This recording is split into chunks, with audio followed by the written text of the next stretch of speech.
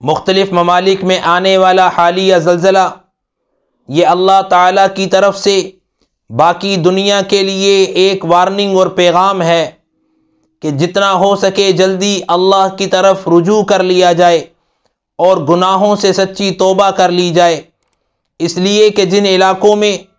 زلزلہ آیا ہے وہ ہم سے زیادہ گناہگار نہیں ہوں گے، بلکہ آج اگر ہم محفوظ ہیں تو اللہ تعالیٰ کی خاص رحمت اور حضور صلی اللہ علیہ وسلم کی دعاؤں کی برکت سے محفوظ ہیں، ورنہ ہم نے اللہ کے عذاب کے آنے کے لیے کوئی کسر نہیں چھوڑی۔ اللہ تعالیٰ ہم سب کو کثرت سے ان دعاؤں کا اہتمام کرنے کی توفیق عطا فرمائے جن سے ہم اللہ کی حفاظت حاصل کر سکتے ہیں، لہٰذا کثرت سے یہ دعا کیجئے، اللہم لا تقتلنا بغضبک